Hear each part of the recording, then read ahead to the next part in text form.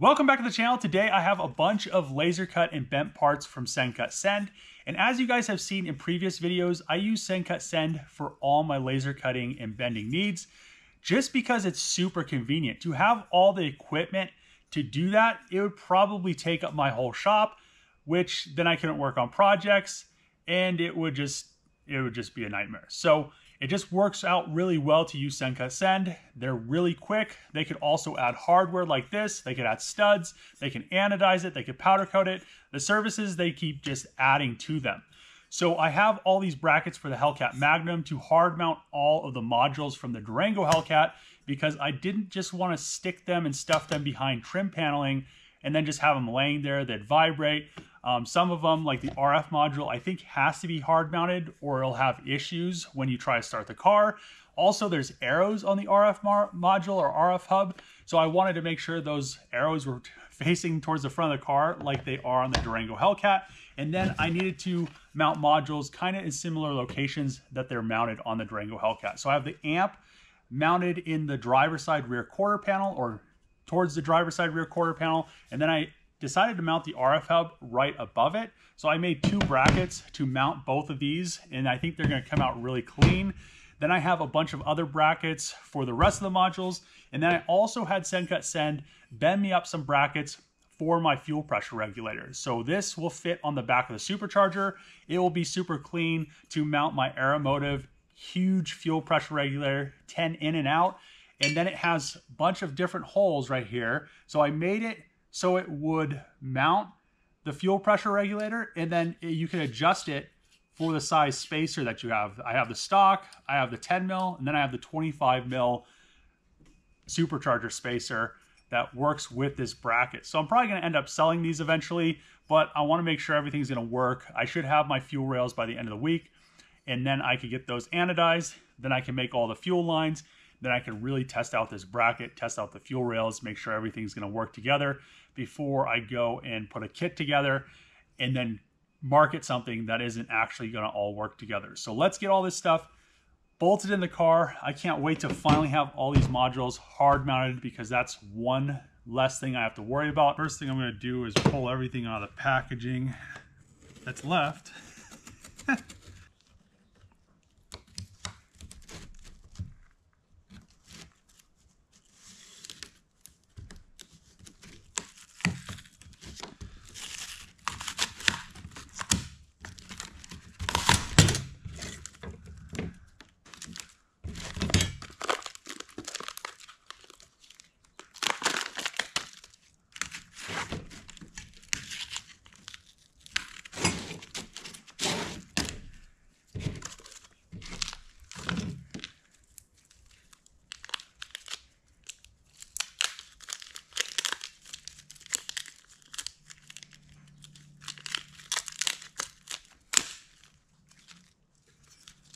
Ooh, look at that.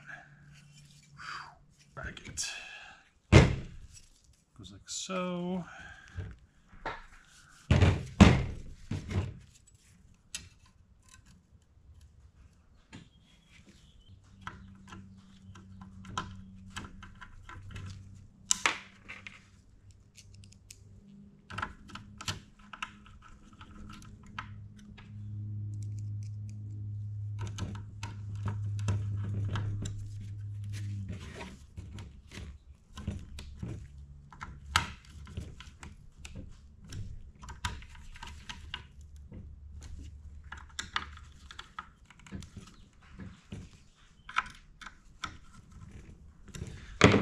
Right, that looks great.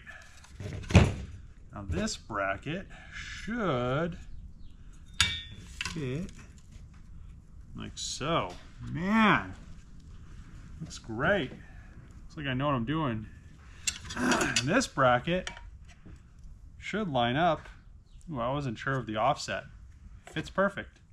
So now I need to find some bolts, some M6s to hold this down.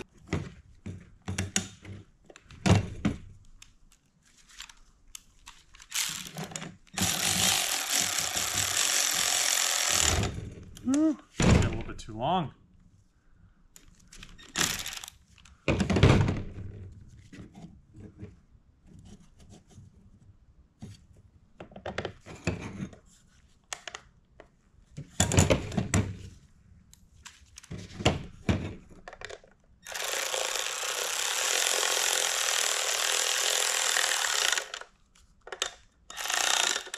Probably should have just had him put studs.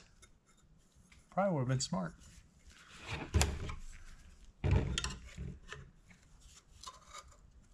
Is it gonna touch?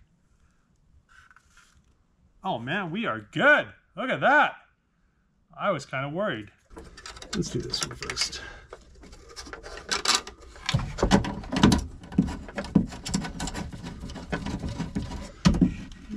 First one in.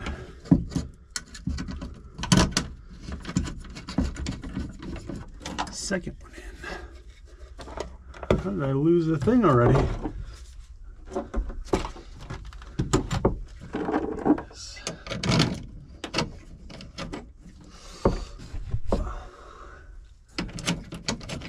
Last one. Look at that. It's almost like it was factory in there like that.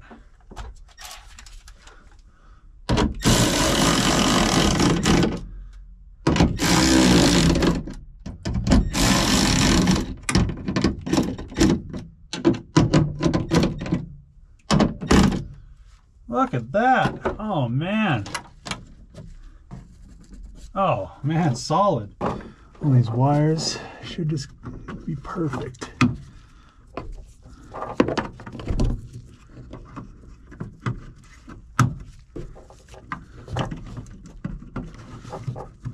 Oh yeah. Oh man. Fits in there like butter. This one should be the right length. I hope so. Ooh, look at that. Oh yeah, look at that. Man, that looks great. Last thing on the RF module is this right here. This is the antenna.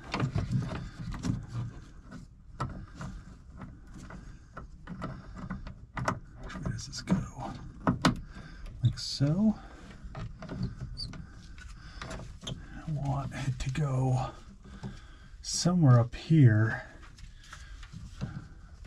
So it's similar to where it's mounted on the Durango, but I have to make sure that it's going to clip in, all the trim's going to clip in, so I'll have to wait to drill the other hole. Actually, there's a hole right here. Holy shit. Look at that. It's like it was meant to be. That's the exact hole for it. Holy. This is a little bit long, but I don't want to have to cut this down. I could, but I think I'll just run it like this. And I think that'll be good. And I might change it later on. I might cut it down and test it on a spare one. Now I have the amp from the Durango Hellcat mounted onto my bracket, and then I have the RF module mounted on top of it. You can see the arrows right here pointing towards the front. I have this for the RF module antenna, and it's pretty much in the same spot it would be on a Durango, but it also had the holes already pre-drilled, so I'm not 100% sure if this will work with the trim on there, but for now it's in a spot. Once I get to the point where I'm going to put trim on, I'll test that out. But I just really love how this looks, how everything is nice and solid. It isn't going to be rattling around. It's not going to be flopping around. And on the Chargers and Challengers, the RF module is kind of over by the back window. And if you do a swap into a Magnum, you have to move it because then it puts it like in the center of the floor on the like trunk, and it could get damaged or water, and then you'll have issues. So I'll most likely shorten this wire right here eventually, because all this is soldered in here on the antenna, and then it'll be the right length. But I want to make sure this is going to be in a good spot. If not, I'll have to move it somewhere where the trim can still go over. The other module I have to mount is this module right here. It's a telematics module. I'm not exactly sure what it does. It goes to the rear antenna that's on, or the antenna that I don't have, that would go on the roof, but mine's going to be in the wing. And I think this one on the Durango Hellcats, it sounds from the description like it tells on you if you're going too fast. And I don't know exactly what it does, but I have bolts right here. We're gonna bolt this down. These are 5 mils.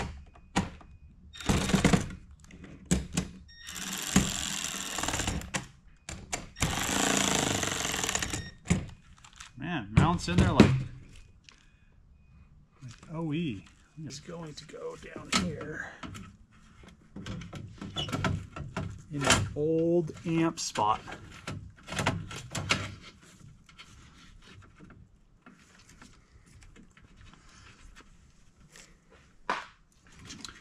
It should fit.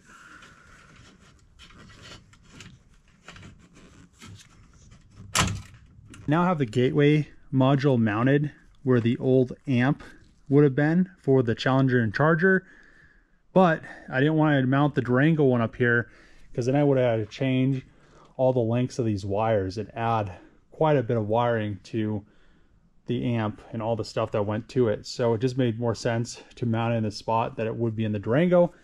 But now this is up here. It keeps less weight up here a little bit. I mean, it's just transferring weight from somewhere in the center of the dash where this normally would be on the Durango, and then having a heavy amp. I mean, it's not that heavy, but it's probably like 2 pounds, which at the end of the day, I'm trying to balance the car out as best I possibly can. I'm not going to know until I have it on scales, but now I have these wires and I need to route them. So these two go to the stereo, these two go over to go to the antenna in the back, which I'm most likely going to make that fin antenna in, like make it go into the hatch wing, or possibly even just go underneath the headliner so it's not sticking out of the roof, because it doesn't, I'm pretty sure it doesn't need to be sticking out of the roof. Found a Durango fin antenna. So all that's in this fin antenna is a circuit board. That's it. This whole thing is just kind of a, it's just like for looks. So I don't think that the circuit board needs to be on the top of the roof, but if it's in the carbon fiber wing, if I end up putting it back there, I don't think it will cause any issues.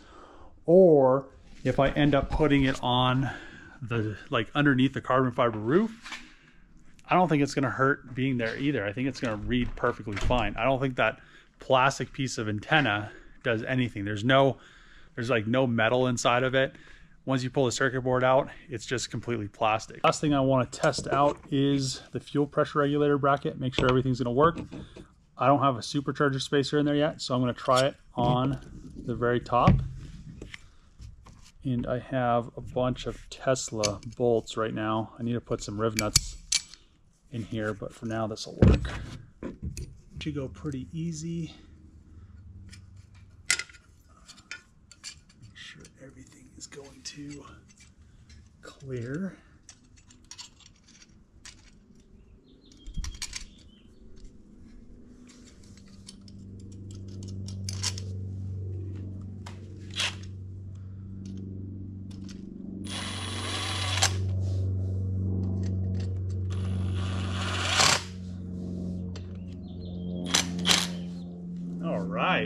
That looks great. Yeah, so now, before I was having an issue with this plate right here, which the wiring harness goes on, and I think I'll be good now. I really don't even think I need this plate. I could have just removed it and left this further back, but I don't think I'm going to have any issues with it further down, because it also gives me, and further out, because it also gives me a little bit of room for these heater hoses to come by, and I don't have to worry about any interference between them. So one thing I did do was I moved these clamps back so they weren't going to have any contact with the lines, and that's going to be no big deal either. And then on a Trackhawk or a Durango Hellcat, these two lines are over here out of the way, so it really makes it easy. I didn't want to have this extra aeromotive bracket right here, but to make it so it's compatible with a factory supercharger, a 10 mil spacer like this, or a 25 mil spacer, which is almost an inch, it makes more sense to have all those 3 different things instead of having 3 different brackets. The really nice thing is the lines coming from the rails to the regulator are exactly the same, so it's perfectly centered, and they come nice right through here up into the rail, which I can't wait to get my billet rails. I should have them the end of this week, which will be really nice because then I could make all the lines and then I have it all crimped. And as you can see, this bracket is kind of wobbling right now. It has some vibration, but it's only bolted on in 2 spots. Once the fuel lines are connected to it, it's not going to move at all. There's not going to be any vibration. Plus, if this does end up being an issue with this full flow 90-degree fitting, I could go to a shorter dash 10 90-degree fitting and it'll be perfectly fine as well. So I want to come over here, and once I figure out all the E85 wiring for the sensor, I'm most likely going to make a bracket to bolt the E85 sensor, the flex fuel sensor, somewhere around here, and then I'll have it so it splits off and then the lines go up through these. These strap down the fuel lines just to make sure they're not flopping around, and it makes it look really, really clean. And then those will just come down and it'll be super clean. Pretty excited that I was finally able to get everything finished with the brackets for the Hellcat Magnum. And big shout out to Sendcutsend. Like I said at the beginning of the video, they've always helped the channel out, and it's just very convenient to be able to make a file in CAD, send it off to them, they cut it, they bend it, they'll do whatever that you want, and it's just an awesome service. So I'm gonna end the video here. Now that all of the brackets and modules are hard mounted into the Hellcat Magnum, it's just one step closer. I'm gonna end the video here. If you like these videos, make sure to click the subscribe button, thumbs up, throw a comment below. As always, see you guys next time.